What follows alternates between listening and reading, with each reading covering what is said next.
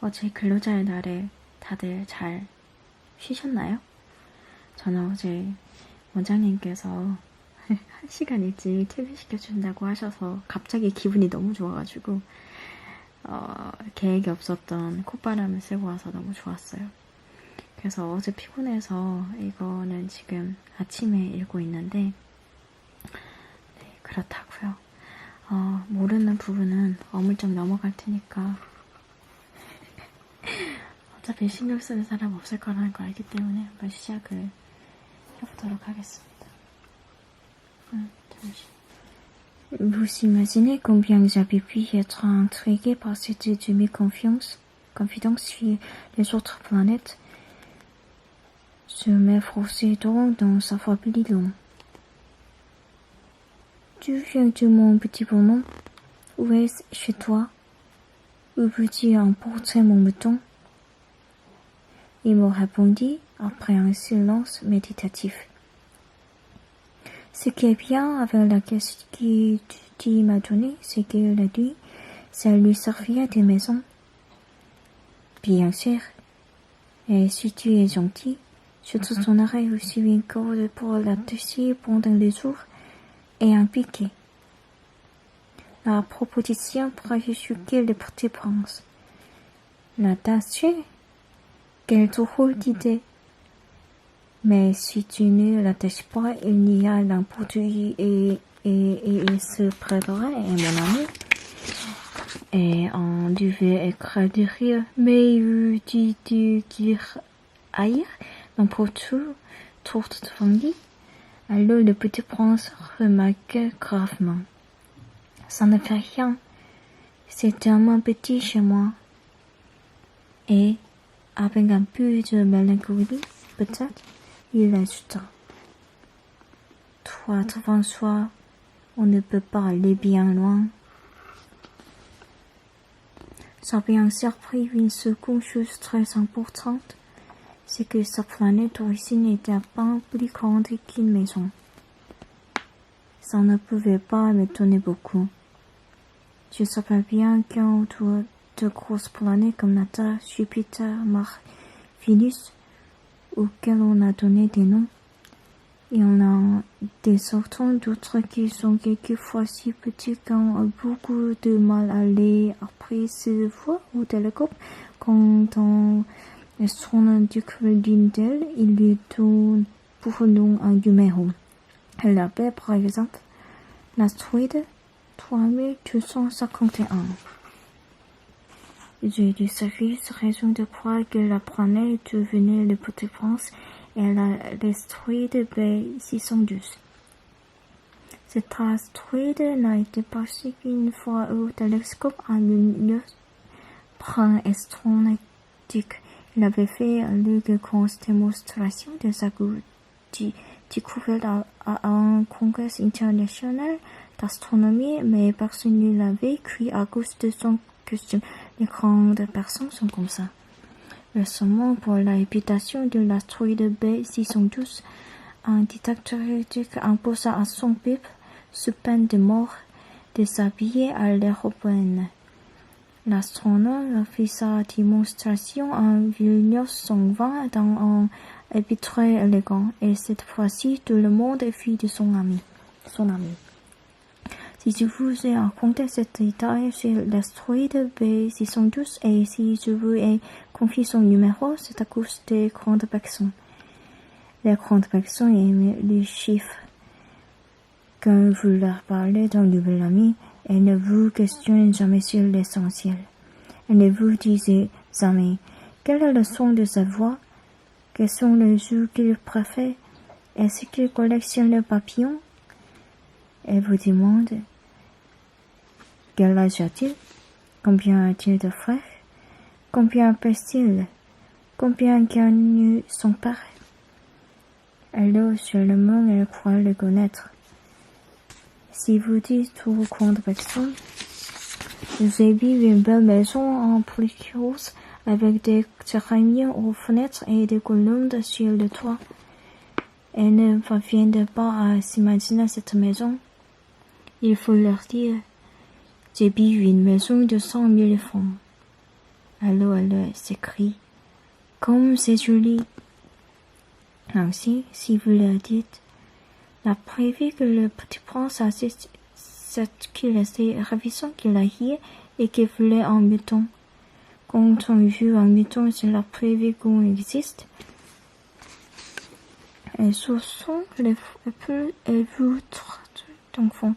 Et si vous leur dites, la planète d'où ils venaient et l'astéroïde B612, alors elles seront convaincues et elles vous laisseront tranquilles avec leurs questions. Elles sont comme ça. Il ne faut pas leur en vouloir. Les enfants doivent être très indulgents envers les grandes personnes.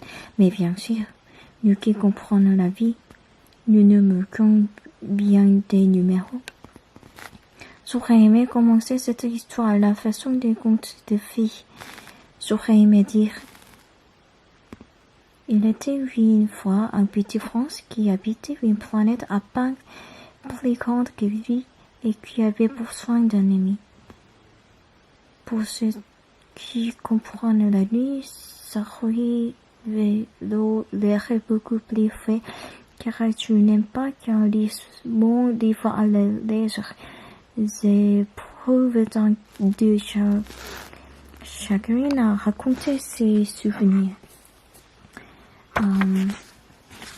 Il y a 6 ans, dès que mon ami s'est né aller avec son mouton, si j'essayais ici de le décrire, c'est afin de ne pas vivre lire.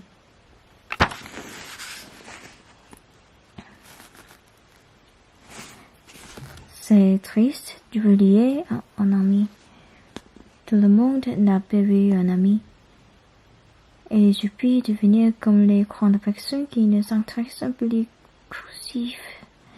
C'est donc pour ça encore que j'ai acheté une boîte de couleurs et des crayons. J'ai dû de se remettre au dessin à mon âge quand on n'a jamais fait d'autres tentatives que celle d'un bois fermé et celle d'un bois vif. À l'âge de 6 ans, j'ai essayé bien sûr de faire des portraits le plus ressemblables possible, mais je ne suis pas tout à fait certain de réussir. En décembre, et l'autre ne ressemble plus. Je me trompe un peu aussi sur la taille. Et si le petit prince est trop grand, là il est trop petit. J'ai su aussi sur la couleur de son costume. Elle se détourne comme ci et comme ça, tant bien que mal. Je me tromperai enfin sur certains détails plus importants, mais ça, il faudra me le pardonner. Mon ami ne donnait jamais d'explication. Il me croyait peut-être semblable à lui, mais moi, malheureusement, je ne sais pas voir les moutons à travers les caisses. Je suis peut-être un peu comme les grandes personnes. J'ai dit vieillir. 한 주간 다 잘 지내고 계신가요? 저는 어제 과외를 마치고 와서 정말 꿀잠을 잤어요. 너무 피곤했는지 이번 주에 과외가 2번 있었는데 조금 피곤해가지고 그래서 어제 말을 좀 많이 했는지 목이 좀 쉬었네요. 오늘도 한번 열심히 엉망진창으로 읽어보겠습니다.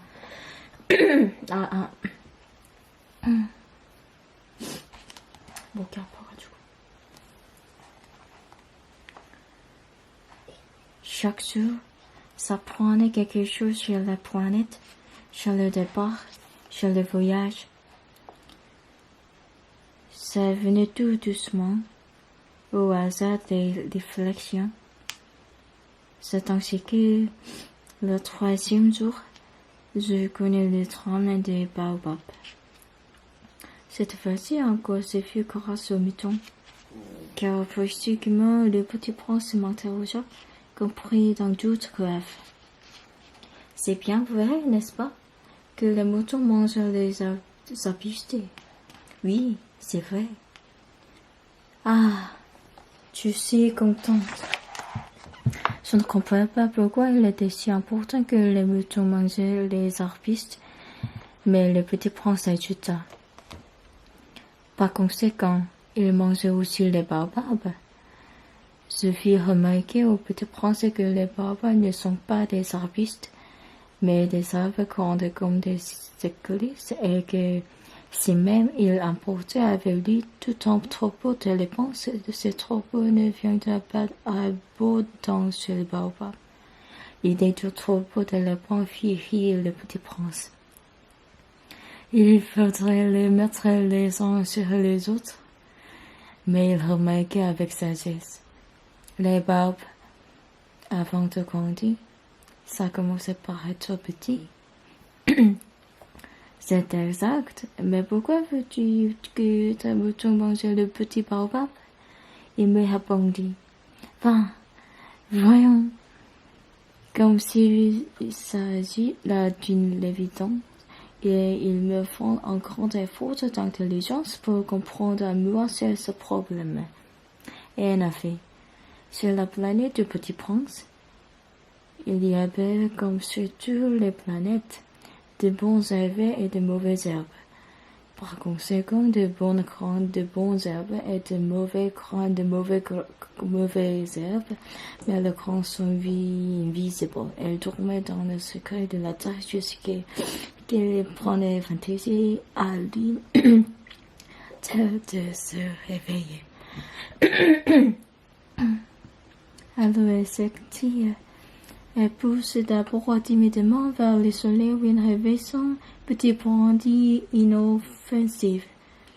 S'il s'agit d'une brindille de radis ou de rosée, on peut la laisser pousser comme elle veut. Mais s'il s'agit d'une mauvaise plante, il faut arracher la plante aussitôt dès qu'on a su la reconnaître. Or, il y avait des grandes terribles sur la planète du Petit Prince. C'étaient les grandes de baobab. Le sol de la planète en était infesté. Or, un baobab, si l'on s'y prend trop tard, on ne peut jamais plus s'en débarrasser. Il encombre toute la planète. Il la perfore de ses racines. Et si la planète est trop petite, et si les baobabs sont trop nombreux, il la prend à éclater. C'est une question de discipline, me disait plus tard le Petit Prince. Quand on a terminé sa toilette du matin, il faut faire soigneusement la toilette de la planète. Il faut s'astreindre régulièrement à hacher les baobabs dès qu'on les distingue avec les lucioles auxquels ils ressemblent beaucoup quand ils sont très jeunes. C'est un travail très ennuyeux mais très facile. Et un jour, il me conseille de m'appliquer à réussir un beau dessin pour bien faire entrer ça dans la tête des enfants des moi. Si vous un jour, me disait-il, ça pourrait leur servir. Il est quelquefois sans inconvénient de le mettre à publier son travail, mais s'il essaie des baobabs, c'est toujours une catastrophe. C'est connu, une planète habitée par un paresseux.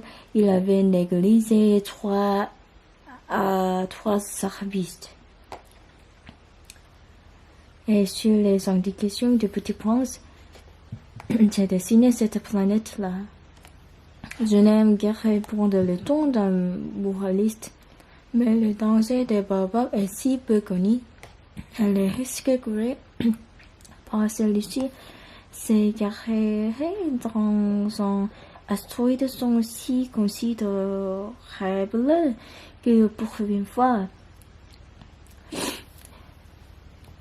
je fais exception à ma réserve.